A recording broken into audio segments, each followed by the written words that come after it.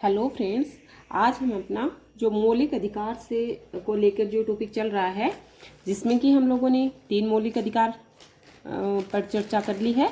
और नेक्स्ट जो मौलिक अधिकार अपना 4th नंबर का जो मौलिक अधिकार है उस पर आज हम डिस्कस करेंगे। और जिसमें कि धर्म की स्वतंत्रता का जो मौलिक अधिकार है 4th नंबर का मौलिक अधिकार अपना, और जिसमें आर्टिकल्स जो है 25 से लेकर 28 तक आएंगे, तो वही हम लोग आज देखेंगे। तो जो इससे पहले वाला वीडियो जिसमें हम लोगों ने जो है 23 और 24 का जो आर्टिकल था, शोषण के विरुद्ध जो अपना मौलिक अधिकार था, उस पर डिस्कस किया था। जिसमें हम लोगों ने लास्ट में जो आर्टिकल 24 है उसमें जो है IMC मेहता बनाम तमिलनाडु जो वाद था उसके बारे में डिस्कस किया था। तो उसको एक बार थोड़ा सा देखेंगे कि वो थोड़ा रह गया था कि MC बनाम जो मेहता बनाम तमिलनाडु वाद था, उसमें कहा गया कि बच्चों का जो है, बच्चों को पुनर्वास का अधिकार जो है वो मिलना चाहिए, और वो भी अनुच्छेद 24 में शामिल किया गया। यानी कि बच्चों के पुनर्वास का अधिकार किस में शामिल किया गया? अनुच्छेद 24 में शामिल किया गया। और अनुच्छेद 24 का संबंध या फिर अनुच्छेद जो 24 में कहा गया है वही सेम जो है, वैसे देखें तो समानता कौन से DPSP में देखने को मिलती है? तो वो मिलती है 39F में। और इसको हमारे संविधान में 42वें संविधान संशोधन के द्वारा जोड़ा गया था। किसको? 39F जो आर्टिकल है इसको जोड़ा गया। और इसमें क्या कहा गया था ये भी हमें थोड़ा ध्यान रखना है। इसमें कहा गया कि जो बालकों को जो है वो स्वतंत्र और गरिमामय वातावरण जो है वो स्वस्थ विकास के लिए अवसर और सुविधाएं दी जाएंगी। यानी कि बालकों के स्वस्थ विकास के लिए स्वतंत्र और जो गरिमामय वातावरण है ऐसी सुविधाएं जो है वो प्रदान की जाएं। तो यही बच्चों का पुनर्वास का अधिकार है जो कि अनुच्छेद 24 में भी है और DPSP 39F में 42वें संविधान संशोधन के द्वारा जोड़ा गया है। अब हम अपने टॉपिक पर आते हैं और बात करते हैं 4th जो मौलिक अधिकार है, धर्म की स्वतंत्रता का अधिकार, उस पर बात करते हैं। तो उसमें आएगा 25 से 28 तक जो मौलिक आर्टिकल्स हैं वो इसमें इंक्लूड हैं। और सबसे पहले हम बात करते हैं धर्म। तो धर्म क्या है उससे पहले हम जानेंगे धर्मनिरपेक्षता और पंथ निरपेक्षता। तो जैसा कि हमने पहले की वीडियो नोट में पढ़ा है कि जो धर्मनिरपेक्षता है उसमें ये होता है कि जो राज्य है वो सभी धर्मों का आदर करेगा और राज्य किसी भी धर्म में कोई हस्तक्षेप नहीं करेगा, यानी कि वो धर्म के प्रति तटस्थ रहेगा। ये तो हुआ धर्मनिरपेक्षता। अब हम अगर बात करते हैं कि पंथ निरपेक्षता की, तो पंथ निरपेक्षता में क्या मतलब पंथ निरपेक्षता किसको कहते हैं? तो पंथ निरपेक्षता में ये है कि राज्य किसी भी धर्म में कोई हस्तक्षेप नहीं करेगा, लेकिन जो अल्पसंख्यक वर्ग है और उनके लिए जो शिक्षण संस्थाएं हैं या फिर अल्पसंख्यक वर्गों की जो शिक्षण संस्थाएं हैं उनके लिए आर्थिक सहायता जो है वो राज्य दे सकता है। यानी अल्पसंख्यकों से रिलेटेड जो है आर्थिक सहायता राज्य के द्वारा दी जा सकती है। तो वो पंथ निरपेक्षता है, यानी कि किसी धर्म को बढ़ावा नहीं देगा वो राज्य जो है किसी धर्म को बढ़ावा नहीं देगा, लेकिन कुछ जो अल्पसंख्यक वर्ग हैं उनको उनके जो आर्थिक जैसे आर्थिक उनकी पास उतना है नहीं, तो जैसे मदरसा वगैरह हैं, तो इनके लिए वो शिक्षण संस्थाएं स्थापित करने के लिए कुछ आर्थिक सहायता जो है अल्पसंख्यक वर्ग को दे सकता है। तो ये हो गया पंथ निरपेक्षता। लेकिन जैसे अगर बात करते हैं तो अल्पसंख्यक वर्ग, जैसा हमने देखा अल्पसंख्यक शब्द हमारे भारतीय संविधान में कहीं भी परिभाषित नहीं है, लेकिन हम कहते हैं कि अल्पसंख्यकों की लिपि और भाषा को बनाए रखने का अधिकार जो है वो भी है, लेकिन वो हम आगे पढ़ेंगे आर्टिकल 30 में। तो जो पंथ निरपेक्षता है उसमें यही कहा गया है कि राज्य किसी भी धर्म में कोई हस्तक्षेप नहीं करेगा, लेकिन जो है अल्पसंख्यक वर्ग जो है उनके लिए जो शिक्षण संस्थाएं स्थापित करने के लिए उनको आर्थिक सहायता राज्य के द्वारा दी जा सकती है। और इसमें कहा गया है कि पंथ निरपेक्षता भारतीय संविधान का भाग है। जैसा कि हम सब जानते हैं 42वें संविधान संशोधन के द्वारा 1978 में जो 76 में जो 42वां संविधान संशोधन जो 1976 में आया था और 3 जनवरी 1977 को लागू हुआ था, तो इसमें ये कहा गया कि इसमें भारतीय संविधान में 3 शब्द जोड़े गए थे: अखंडता, पंथ निरपेक्षता, पंथ निरपेक्षता और अखंडता और समाजवाद, पंथ निरपेक्षता और अखंडता, ये हमें ध्यान रखना है। उसके बाद हम बात करते हैं धर्म।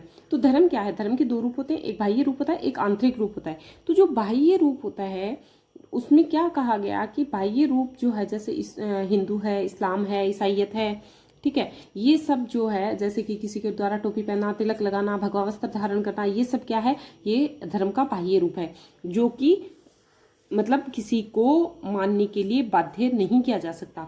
लेकिन जो धर्म का आंतरिक रूप है वह सर्वश्रेष्ठ रूप है, यानी कि आंतरिक रूप ही सही रूप जो है, मानव धर्म से जो रिलेटेड है वो धर्म का आंतरिक रूप है, और जिसके ऊपर जो है हम मतलब किसी को भी मानव धर्म के लिए तो हम प्रेरित कर ही सकते हैं, किसी को टोपी पहनने के लिए, तिलक लगाने के लिए ये तो नहीं कर सकते और नहीं करना चाहिए। जो ये तो बाह्य रूप है, उसको किसी भी पूजा पाठ अर्चना में जबरदस्ती किसी को शामिल नहीं करवा सकते आप।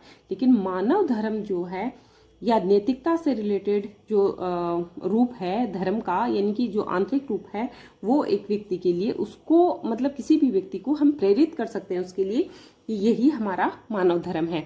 तो ये अच्छा रूप है और ये हमें देखने को मिलता भी है और इसको अपनाना भी चाहिए। प्रत्येक नागरिक को जो धर्म का जो आंतरिक रूप है, यानी नैतिकता वाला जो मानव धर्म है, उसको अपनाना चाहिए। जैसे कि गांधी जी ने भी कहा था कि नैतिकता अपना सर्वश्रेष्ठ धर्म है, और रुडोल्फ ने भी जो है ये मानव धर्म के ऊपर, यानी कि धर्म के जो आंतरिक रूप के ऊपर कहा उन्होंने कि ये विषहर है, यानी कि जो मानव धर्म या नैतिकता है वो विषहर है।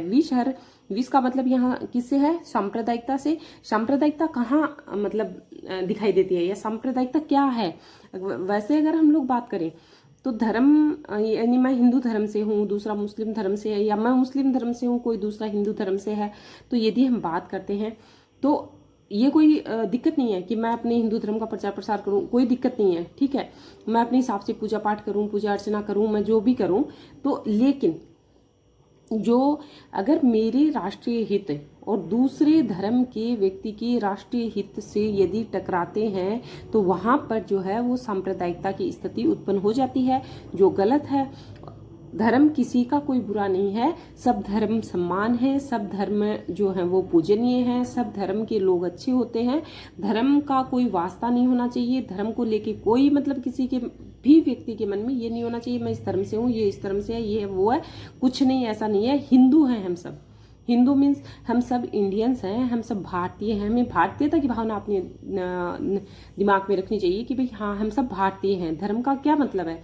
धर्म कुछ भी नहीं है। तो रुडोल्फ ने यही कहा था कि जो मानव धर्म है वो सर्वश्रेष्ठ धर्म है, और जो मानव धर्म है वो विष को हरने वाला है, यानी कि विष का यहाँ अर्थ है सांप्रदायिकता, और हर का मतलब है पंथ निरपेक्षता, यानी कि जो सांप्रदायिकता को हरने वाला जो है वो कौन है? पंथ निरपेक्षता है। पंथ निरपेक्षता यानी कि मानव धर्म है, ठीक है, तो हमें ये ध्यान रखना है। उसके बाद पंथ निरपेक्षता जो SR बोमई बनाम भारतीय संघ 1994 में जो वाद आया था उसमें कहा गया कि पंथ निरपेक्षता भारतीय संविधान का भाग है, और ये सब हम जानते हैं कि 42वें संविधान संशोधन के द्वारा जो जो अपनी प्रस्तावना है उसमें 3 शब्द इंक्लूड किए गए थे, समाजवाद, पंथ निरपेक्षता और अखंडता। तो ये हमें ध्यान रखना है। अब हम आते हैं अपने मतलब आर्टिकल पर। तो आर्टिकल की बात करते हैं 25 जो अपना आर्टिकल है। तो 25 जो आर्टिकल है उसमें कहा गया कि अंतःकरण की स्वतंत्रता। तो अंतःकरण की स्वतंत्रता क्या है? कि अपने धर्म को अबाध रूप से मानने की स्वतंत्रता, धर्म परिवर्तन कोई व्यक्ति कर सकता है, उपासना आचरण की स्वतंत्रता, और धर्म का प्रचार प्रसार करने का अधिकार भी व्यक्ति को है। यानी कि व्यक्ति अपने धर्म को अबाध रूप से मानने, धर्म परिवर्तन करने, उपासना का अधिकार और धर्म के प्रचार प्रसार का अधिकार है। लेकिन इन पर युक्ति युक्त प्रतिबंध भी है। ऐसा नहीं कि ये असीमित है, असीमित नहीं है, ये हमें ध्यान रखना है। और इन पर युक्ति युक्त जो प्रतिबंध है वो लगाए गए हैं, जिसमें आर्टिकल जो 25(1) के द्वारा इन पर प्रतिबंध है। किस पर? आर्टिकल 25 पर 25(1) के द्वारा प्रतिबंध है, और कहा गया है ये सब अधिकार व्यक्ति को प्राप्त हैं, लेकिन लोक व्यवस्था, सदाचार, स्वास्थ्य के आधार पर अंतःकरण की स्वतंत्रता पर प्रतिबंध लगाए गए हैं। तो ये 3 शब्द हमें ध्यान रखने हैं। किस आधार पर अंतःकरण की स्वतंत्रता पर प्रतिबंध लगाया गया है? तो लोक व्यवस्था, सदाचार और स्वास्थ्य के आधार पर। नेक्स्ट हम बात करते हैं आर्टिकल 25। तो उससे रिलेटेड केस देखते हैं, जिसमें प्रदीप कुमार केस और फिल्म अभिनेत्री केस जो है वो काफी इंपॉर्टेंट है। और इन दोनों केस को जो है वो जबरदस्ती यदि भौतिक लाभ देकर किसी को यदि आप धर्म परिवर्तन करवा रहे हो तो वो उचित नहीं है। दोनों केस में यही कहा गया कि भौतिक लाभ के लिए किसी को भी धर्म परिवर्तन नहीं कराना चाहिए या नहीं करना चाहिए, ये उचित नहीं है। प्रदीप कुमार केस और फिल्म अभिनेत्री केस में ऐसा कहा गया था। नेक्स्ट हम बात करते हैं स्टेनलेस स्टील बनाम मध्य प्रदेश केस में, और इसमें कहा कि यदि आप किसी को लोभ या लालच देकर या फिर किसी भी स्वार्थ के बलबूते यदि धर्म का प्रचार प्रसार या परिवर्तन करवाते हो तो ये भी अनुचित है, ये भी गलत है। तो ऐसा स्टेनलेस स्टील बनाम मध्य प्रदेश केस में कहा गया था। नेक्स्ट हम बात करते हैं आनंद मार्ग केस की।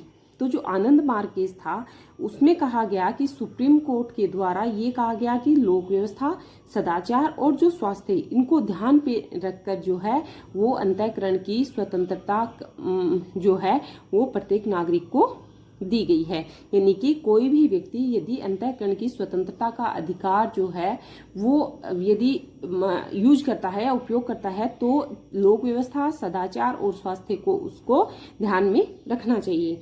नेक्स्ट हम बात करते हैं अनुच्छेद 25(2) में। इसमें कहा गया कि हिंदू धर्म से संबंधित सभी संस्थाएं हिंदू धर्म के सभी वर्गों और अनुभागों के लिए खुले रहेंगे। तो हमें ध्यान रखना है, यानी कि हिंदू धर्म से जितनी भी संस्थाएं जो हैं वो हिंदू धर्म से की जितनी भी संस्थाएं हैं उन पर जो है हिंदू धर्म के सभी वर्गों और अनुभागों के लिए वो है खुले रहेंगे, ये हमें ध्यान रखना है। नेक्स्ट हम बात करते हैं आर्टिकल 26। तो आर्टिकल 26 में कहा गया कि सभी संप्रदायों का धार्मिक प्रबंधन का अधिकार है, यानी कि सभी संप्रदाय यानी कि सभी धर्म जो है वो धार्मिक प्रबंधन कर सकते हैं सभी। उसमें एक मतलब 4 ये जो ABCD करके क ख ग और घ करके जो दिया हुआ है ये हमें बहुत अच्छे से ध्यान रखना है, क्योंकि आर्टिकल 26 में कई बार क्वेश्चन आया है कि 3 तो आपको ये दे दिए जाएंगे और उसमें एक ये दे दिया जाएगा जिसमें से आपको बोलेंगे कि इसमें से गलत कौन सा है या आर्टिकल 26 में कौन सा जो है नहीं अधिकार जो है वो नहीं दिया गया है। तो हमें ध्यान रखना है। एक तो सबसे पहला जो है क वाला सभी संप्रदायों का धार्मिक प्रयोजनों के लिए संस्थाओं की स्थापना और पोषण का अधिकार। दूसरा धर्म के कार्यों का प्रबंधन। ओके। थर्ड है संपत्ति के अर्जन और स्वामित्व, जिसमें कि जैसे स्थावर संपत्ति है, जंगम जो संपत्ति है उसका अर्जन और स्वामित्व।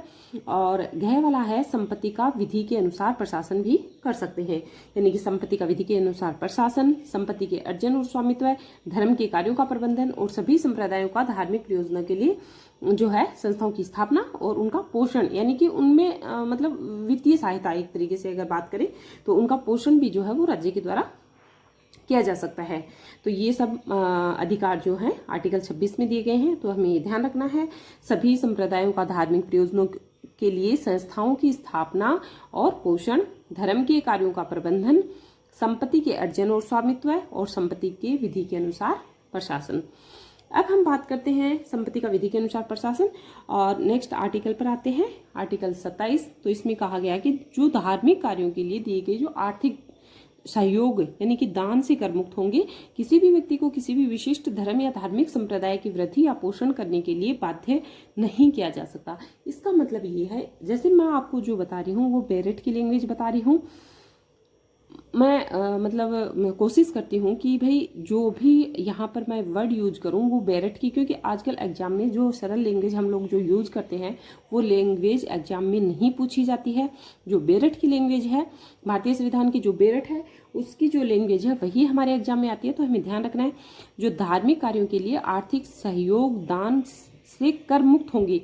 इसका मतलब ये है यदि जैसे कोई हिंदू धर्म का है, कोई राम मंदिर बनवा रहा है, जैसे पिछली बार ये मुद्दा आपने देखा भी था सबने, तो जैसे कोई कृष्ण मंदिर बनवा रहा है या फिर कोई और हनुमान जी मंदिर बनवा रहे हैं, तो जो भी मंदिर बन रहा है उसके लिए जो राज्य जो है वो आर्थिक सहयोग, मतलब ये नहीं कह सकते किसी भी नागरिक को ये नहीं कह सकते कि आपको इस धार्मिक कार्य के लिए ये आर्थिक सहयोग आपको देना होगा, नहीं, हम किसी को बाध्य नहीं कर सकते। तो यही इसमें कहा गया है किसी भी व्यक्ति को किसी विशिष्ट धर्म या संप्रदाय की वृद्धि पोषण करने के लिए बाध्य नहीं किया जा सकता। यानी कि किसी भी व्यक्ति अगर अपनी इच्छा से कोई व्यक्ति 100 रुपये दे रहा, 50 रुपये दे रहा, 1000 रुपये दे रहा, लाख रुपये दे रहा, कोई दिक्कत नहीं है, लेकिन किसी को किसी भी धर्म की वृद्धि और पोषण के लिए बाध्य नहीं किया जा सकता। यानी किसी को कोई मस्जिद बन रही है तो किसी को भी ये नहीं कह सकते कि हाँ वहाँ मस्जिद बन रही है आपको इतना तो कर देना ही होगा, नहीं, ऐसा नहीं है। अपनी मर्जी से जो मर्जी हो सब दे सकते हैं, लेकिन किसी को बाध्य नहीं किया जा सकता। ये भी काफी इंपोर्टेंट आर्टिकल है, आर्टिकल 27।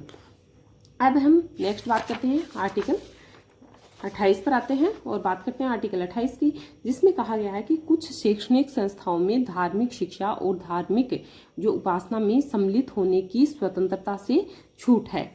तो ये हमें थोड़ा ध्यान रखना है कि जो कुछ शैक्षणिक संस्थाओं में धार्मिक शिक्षा और धार्मिक उपासना से सम्मिलित होने की छूट है, यानी कि इसमें क्या कहा गया है। जैसे मैंने आपको बताया पहले, धर्म के 2 रूप होते हैं।